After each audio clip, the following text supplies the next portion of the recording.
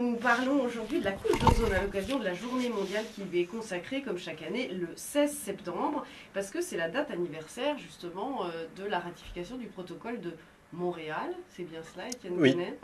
Et donc le protocole de Montréal qui est un exemple jusqu'à présent unique de mobilisation internationale autour d'une question environnementale. Alors comment s'est organisée assez rapidement cette mobilisation ? Alors effectivement, hier vous receviez Hubert Reeves qui expliquait combien les problèmes étaient planétaires, aujourd'hui d'un point de vue écologique, et ça c'est un exemple flagrant, je dirais, justement d'un bien commun planétaire sur lequel il fallait agir et qu'il fallait sauver. Et donc comme vous l'avez expliqué, en 87, les pays se sont regroupés pour effectivement avoir une action commune et efficace sur ce problème-là. Et ce qui est intéressant, c'est qu'aujourd'hui, depuis l'année dernière, depuis la journée de l'ozone de 2009, tous les pays des Nations Unies font partie du protocole de Montréal. Et c'est unique dans le domaine environnemental. Donc se sont mis en place en fait un système institutionnel efficace où effectivement il y a une culture de consensus qui s'est créée entre les pays au niveau international et qui est particulièrement remarquable d'un point de vue financier. C'est-à-dire que par phase de 3 ans, les pays développés s'engagent à apporter des financements pour que les transformations puissent se faire dans les pays en développement.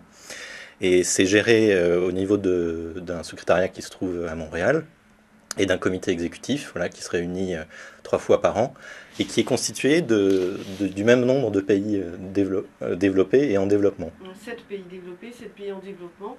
Ça fait rêver, on a envie que tout cela s'applique par exemple à la Convention climat des Nations Unies.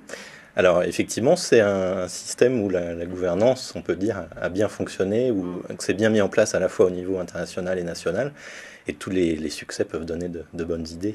Ouais, parce qu'il faut quand même se rendre compte que ces CFC, là, ces gaz étaient quand même, ces substances qui donc émettaient des gaz nocifs pour la couche d'ozone étaient présents partout dans notre quotidien. Hein. C'était dans les réfrigérateurs, même dans les mousses de nos voitures, enfin partout, partout, partout. Et on a réussi à les éradiquer. Donc comme quoi, quand il y a une mobilisation, ça marche. Il y a du travail encore dans le domaine, dans les pays en développement sur ce domaine de la couche d'ozone, puisque les gaz qui ont remplacé, on l'évoquait tout à l'heure, les CFC, donc les premiers gaz qui étaient nocifs pour la couche d'ozone, ont été remplacés par une autre série de gaz qui s'appelle HCFC. C'est un peu technique et encore on donne que les initiales. Et il s'avère que ces gaz-là, finalement, sont des gaz de transition parce qu'ils ne sont pas si innocents que cela pour la couche d'ozone et pour le climat. Donc l'idée, c'est d'essayer de remplacer à nouveau ces gaz. Alors ça a été fait dans les pays dits développés. Hein. Aujourd'hui, il n'y a plus de HCFC. C'est encore utilisé, mais ça a été beaucoup réduit, effectivement. Alors ça a été réduit en utilisant quoi, par exemple ? En utilisant des alternatives, effectivement. Alors il y a par exemple, pour compliquer encore un peu les choses, des HFC. Vous voyez qu'il y a il y a un C qui a disparu cette fois-ci. À chaque fois, c'est les mêmes nombres.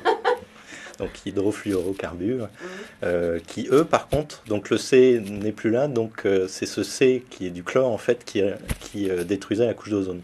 Donc les HFC n'ont plus d'impact sur la couche d'ozone. Par contre, ils ont un impact sur le réchauffement climatique, contribuent au réchauffement climatique. Donc ça, il faut les enlever aussi. Voilà, ils sont contrôlés d'ailleurs par le protocole de Kyoto.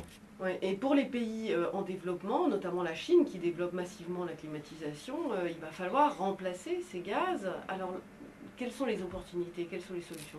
Alors effectivement, à partir de 2013, les pays en développement se sont engagés à stabiliser leur consommation et leur production de HCFC, donc ces gaz de transition.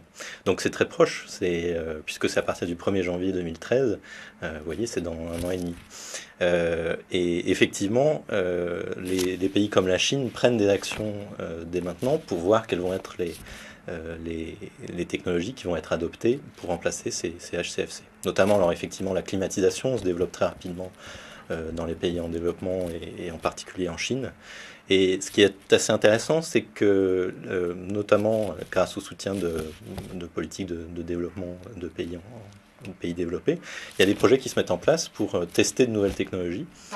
Par exemple, l'hydrocarbure utilisé dans les climatiseurs de petite taille. Jusqu'à maintenant, on n'a pas vraiment trouvé comment le faire fonctionner. Et il y a 2 projets en Chine et un en Inde qui justement testent, essayent de voir si ça peut être une technologie de remplacement. Il faut savoir que les hydrocarbures ont un potentiel de réchauffement climatique, mais beaucoup plus faible que par exemple les HFC.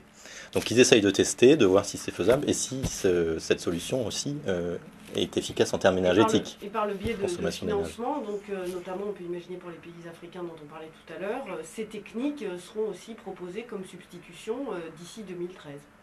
Voilà, effectivement, toute l'idée de transition vers toujours des solutions qui sont plus protectrices de la couche d'ozone également, là maintenant, on se donne comme objectif aussi, le climat, le climat, vont être mises en place dans tous les pays en développement. Alors, la prochaine réunion internationale sur la couche d'ozone aura lieu en Afrique?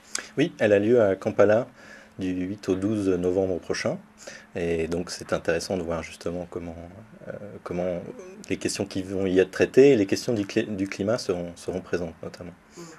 Et si on veut en savoir plus, on peut trouver de nombreuses informations sur le site unep.fr/ozonaction. Il y a plein de documents très pédagogiques pour expliquer justement ce qu'est la couche d'ozone, comment elle fonctionne, comment lutter contre, etc. Et on comprend plein de choses aussi sur le fonctionnement du coup de l'atmosphère de la planète.